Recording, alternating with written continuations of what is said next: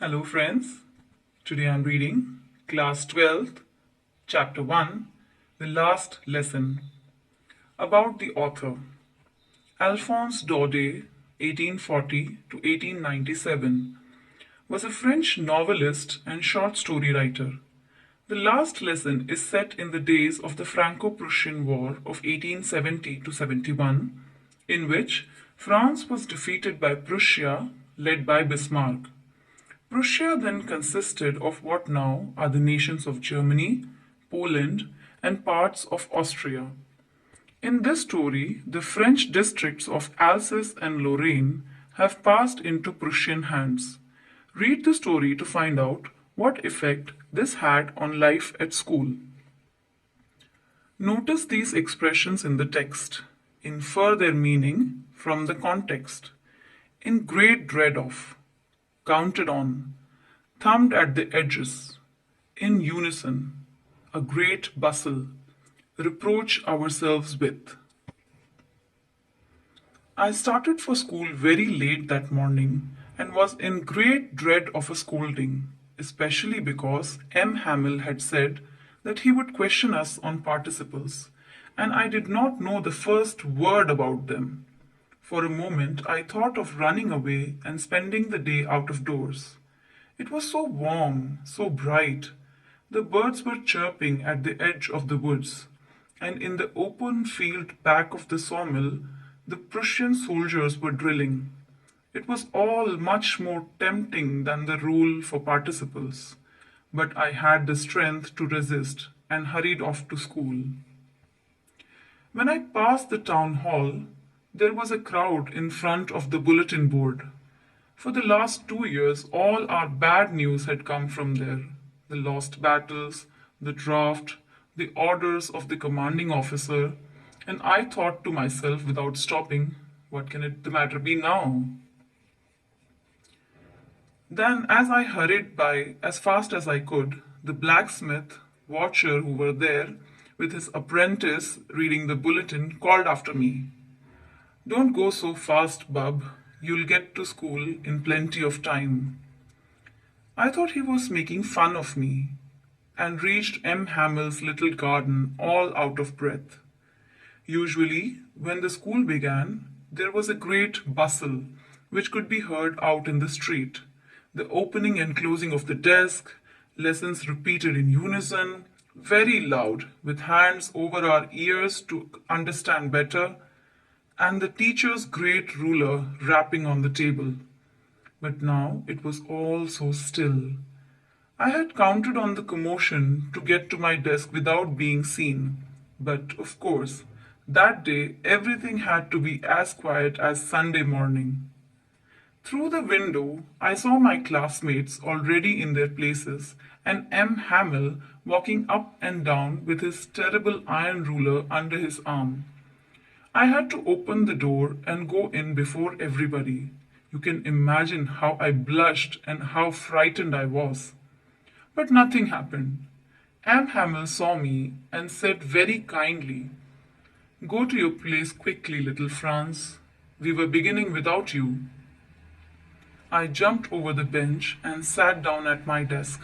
Not till then, when I had got a little over my fright, did I see that our teacher had on his beautiful green coat, his frilled shirt, and the little black silk cap, all embroidered, that he never wore except on inspection and prize days. Besides, the whole school seemed so strange and so solemn. But the thing that surprised me most was to see on the back benches that were always empty the village people sitting quietly like ourselves. Old Hauser with his three-cornered hat, the former mayor, the former postmaster, and several others besides. Everybody looked sad, and Hauser had brought an old primer, thumbed at the edges, and he held it open on his knees with his great spectacles lying across the pages. While I was wondering about it all, M. Hamel mounted his chair, and, In the same grave and gentle tone which he had used to me, said, "My children, this is the last lesson I shall give you. The order has come from Berlin to teach only German in the schools of Alsace and Lorraine. The new master comes tomorrow. This is your last French lesson. I want you to be very attentive." What a thunderclap these words were to me! Oh, the wretches! That was what they had put up at the town hall. My last French lesson! Why, I hardly knew how to write. I should never learn any more. I must stop there then. Oh, how sorry I was for not learning my lessons, for seeking birds' eggs or going sliding on the Saar. My books that had seemed such a nuisance a while ago, so heavy to carry, my grammar and my history of the saints, were old friends now that I couldn't give up. And M. Hamel, too. The idea that he was going away, that I should never see him again, made me forget all about his ruler and how cranky he was. Poor man!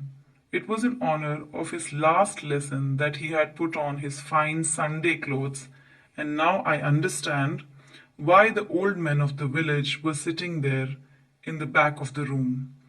It was because they were sorry too, that they had not gone to school more. It was their way of thanking our master for his 40 years of faithful service and of showing their respect for the country that was theirs no more. While I was thinking of all this, I heard my name called. It was my turn to recite.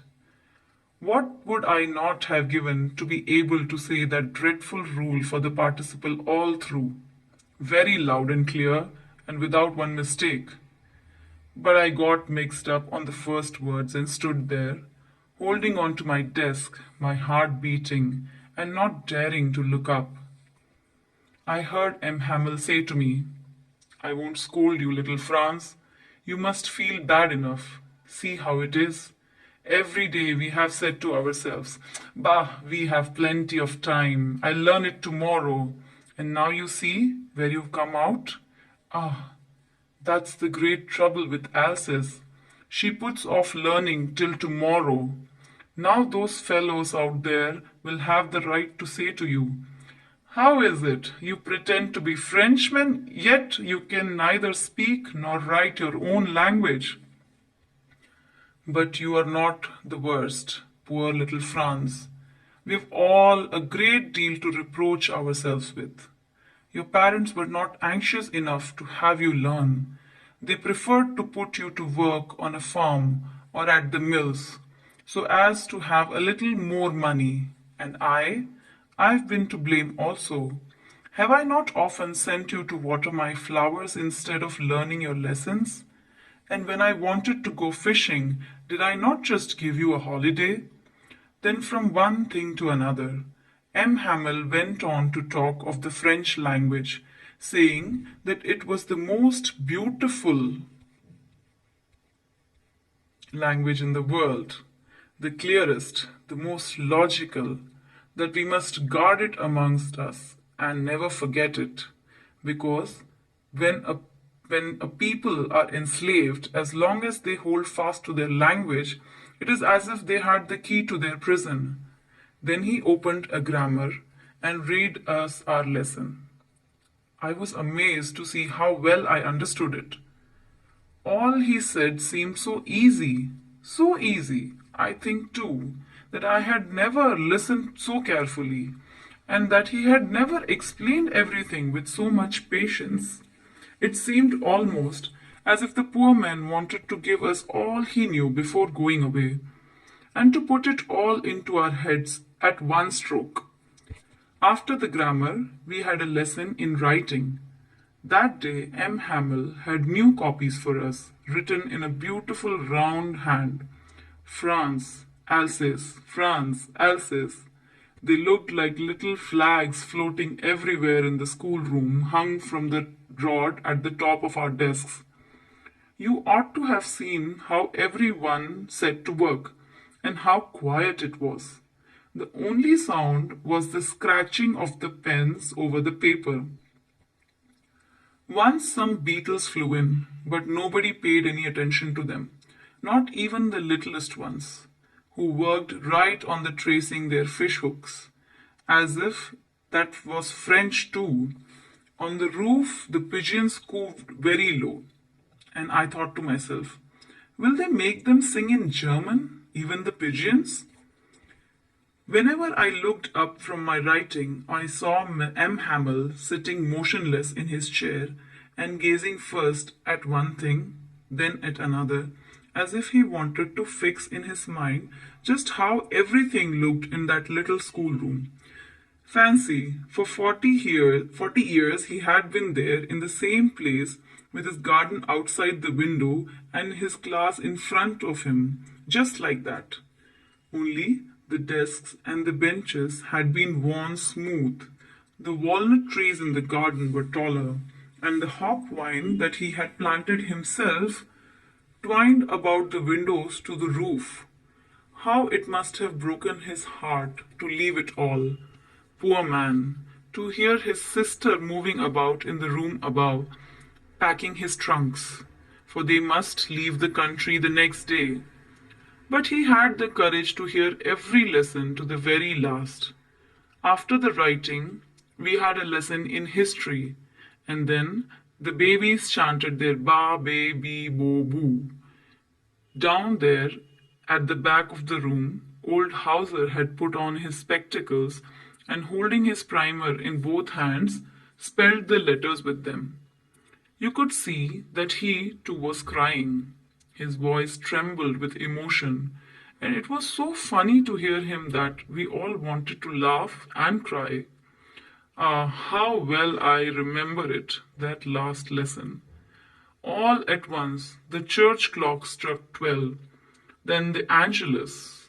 At the same moment, the trumpets of the Prussians returned from drill, sounded under our windows.